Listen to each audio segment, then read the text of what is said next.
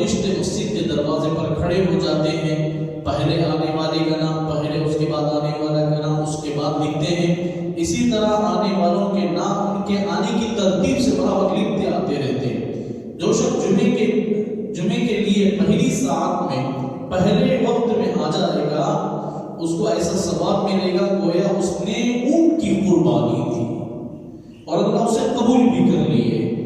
اور دوسری ساعت میں دوسرے موقع پر جو آئے گا وہ گائے کی قربانی کی اور اللہ نے اسے قبول بھی کر لیا۔ اتنا بڑا ثواب اسے دے، اپنے ہاتھوں سے نہیں کرتا ہے بلکہ اللہ اسے اتنا بڑا اجر دیتے ہیں۔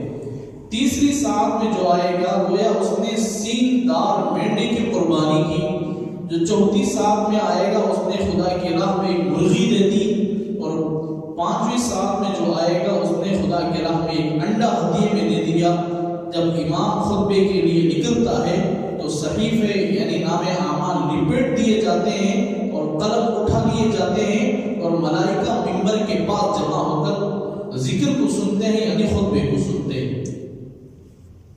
تم نہ معلوم نہیں تمہارے صف کے بیچ میں فرشتے بھی کھڑے ہوتے ہیں، تم نہ ایک چک معلوم ہوتا ہے، منجے معلوم ہوتا ہے۔ حدیث میں اس لیے سنا تھا۔ اور جو شخص اس ساعت کے بعد آئے گا، خطبہ شروع ہونے کے بعد جو آئے گا، وہ صرف نماز کا حق ادا کرنے کے لیے آتا ہے، اجر و ثواب میں کچھ بھی اسے حصہ نہیں ملے گا، پورے محروم ہو گئے۔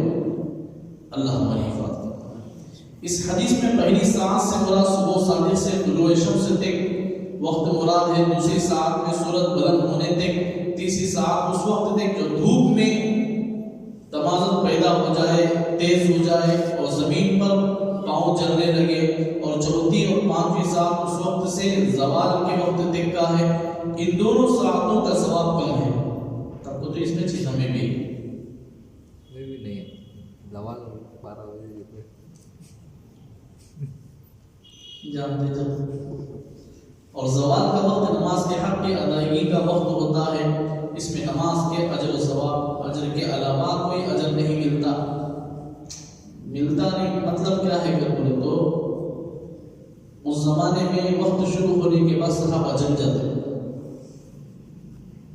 وقت شروع ہوتے ہی صحابہ جم جاتے، معلوم ہوتا کہ وقت شروع ہو جاتا، جم جاتے، اور پھر رسول اللہ صلی اللہ علیہ وسلم صحابہ کے جمعیت کو، ان کی جماعت کو دیکھ کر حضور صلی اللہ علیہ وسلم مسجد کے اندر، اب تو وہ برابر ٹائم رکھ دے گا، یہ ٹائم